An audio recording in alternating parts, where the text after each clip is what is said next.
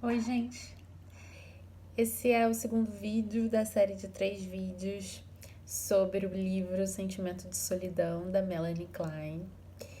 E hoje eu vou falar sobre o capítulo 2 e o capítulo 3 do livro. Antes, só vou dar uma resumida em relação ao primeiro vídeo, que eu falei muito sobre como a personalidade do adulto ela é influenciada pelas vivências da infância. E são vivências muito primitivas, muito arcaicas, muito antigas. E através dessas vivências da criança, do neném, né, quem tem idade muito antiga, é que as primeiras emoções vão se formando. E eu falei um pouquinho da culpa, o quanto que o neném sente culpa em relação à mãe. Bom, no segundo capítulo do livro, a Melanie ela traz um mito, que é um mito de Agamenon, e eu não vou me estender nesse mito aqui. Se vocês quiserem, eu faço um vídeo só sobre o mito e os simbolismos que ela buscou nesse mito para explicar a psique humana. Eu vou focar aqui nesse vídeo, principalmente no capítulo 2, eu vou focar no que ela fala a respeito das projeções que a criança faz e que nós adultos continuamos fazendo nos outros. O quanto que a inveja, ela traz a inveja, a culpa, a questão do ressentimento, são questões muito arcaicas. E aí, nesse sentido, a Melanie traz a questão da ansiedade percursória. É uma ansiedade primitiva, ainda do bebê, em tenra idade. Quando ele sente fome, ou quando ele sente frio, ou alguma necessidade do corpo dele, e essa necessidade não é atendida. Nesse período em que ele sente fome ou sente frio, e esse período em que ele não é atendido até ser atendido, é uma ameaça que ele sente de morte. Que de fato é. Se a gente for pensar no bebê, ele precisa de toda a assistência de um adulto para poder comer, para poder viver. Né? Então, ele sente essa ansiedade na pele, nas entranhas. E projeta essa raiva, essa angústia na mãe ou em quem estiver cuidando dele. Ou seja, ele sente uma ansiedade e projeta no objeto a causa dessa ansiedade. Então ele vai olhar para a mãe, para quem está cuidando dele e falar: nossa, é essa pessoa responsável por essa angústia que eu estou sentindo? E ao mesmo tempo, quando essa necessidade for satisfeita, ele vai pensar: nossa, essa pessoa que satisfez minhas necessidades é a mesma que foi terrível comigo, me deixou aqui com fome. Então ele vai começar a separar o que ela chama de seio bom e seio mau. Ao mesmo tempo que o seio alimenta ele passa um tempo sem alimentar e vem a ansiedade. O que ela traz também nesse capítulo é uma coisa muito interessante, que é sobre o medo de monstros e figuras terroríficas na infância.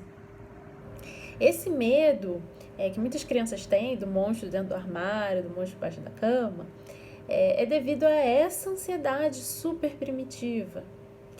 A criança projeta essa ansiedade percussória de morte em monstros, em figuras obscuras, figuras más, que ela vê nos desenhos, nos livros, o que as pessoas contam. Isso é bem bacana. Outro ponto que eu achei muito bacana desse capítulo, que explica muito da personalidade adulta, é a questão, de novo, da culpa. Essa criança, quando ela tem esse sentimento de angústia porque ela não está sendo satisfeita, ela tem também uma vontade de ser melhor do que aquela mãe ou aquele genitor que está suprindo as necessidades dela. Então, ela tem fantasias de que ela precisa ser melhor e vai ser melhor que ele e não vai passar mais fome e não vai passar mais frio. Enquanto ela sente angústia, enquanto ela não tem. Quando o desejo dela é satisfeito, quando a necessidade dela é satisfeita, aí ela para e não sente mais essa vontade de ser melhor que os genitores. Ela sente culpa por ter desejado mal a eles. Por que eu achei esse ponto interessante? Porque a gente, hoje em dia, está mais em voga, mas a gente fala muito sobre a síndrome do impostor, ou pessoas que se auto-sabotam. Segundo a Melanie Klein, são questões relacionadas a esses tipos de emoção. É uma emoção ligada à culpa de ser melhor que os pais, ou ser melhor que quem criou você. Porque isso vai despertar a inveja no outro e assim o outro vai rogar pragas e vai nascer uma fúria, uma raiva do outro em relação a você, tá? Então, ela traz essa questão do quanto que o medo da inveja do outro faz com que a gente não triunfe, não conquiste as coisas que a gente gostaria de conquistar. Ela até fala uma frase que é: quem teme a inveja teme ser grande. Porque ser grande inclui essa raiva toda que o bebê sentia, porque ele projeta tudo no outro. Se ele sente raiva dos pais ou de quem cuidava dele, eu acho que os pais ou quem cuida ou quem admira não vai sentir a mesma raiva, né? Outra coisa que ela fala que eu achei muito interessante, que é sobre a negação. Outra atitude psíquica que eu tenho visto atualmente na clínica né, nessa pandemia, que é negar a realidade para suportar a ansiedade, que é essa ansiedade que eu falei antiga, que é essa ansiedade de morte, essa ansiedade de precisar ter aquilo que necessita e não tem, e ficar nesse período longo de espera. Então, um recurso psíquico é negar a realidade. Então, se vocês puderem trazer para a nossa realidade aqui, né? A pandemia. Isso aí não é só uma gripezinha, não é uma doença séria. É uma necessidade da psique de suportar a angústia dessa realidade tão terrível. E eu tô falando aqui de pessoas, tá? Eu não tô falando de política, porque não é minha ideia aqui falar sobre política, mas de pessoas mesmo. Pessoas que você conhece que falam que não vai dar em nada, que não é nada demais. É uma fuga. Sim, é uma fuga. É uma fuga da ansiedade interna dela. Ela não tem suporte emocional estruturado. Ela não passou por esse período da infância dela com uma estrutura suficiente para suportar essa coisa tão terrível que é a pandemia. E aí, nesse sentido, para Melanie, um adulto que consegue suportar frustrações, suportar a dura realidade que a gente vive, são pessoas que durante esse período da infância, essa tenridade, conseguiram compreender, ter um suporte de que ela aguenta, ela suporta. Isso tem vários fatores, advém, né, de vários fatores. Pode ser biológico, são pessoas que têm mais resistência às questões de frustração. Pode ser social, né, são pessoas que o pai, a mãe ou quem cuidou deu uma estrutura necessária, suficientemente boa, que ela diz, para aquela criança, ou seja, ela não ficou um período muito longo sentindo ansiedade ou não foi tão satisfeita as suas necessidades, mas ao mesmo tempo recebeu carinho e acolhimento na medida certa.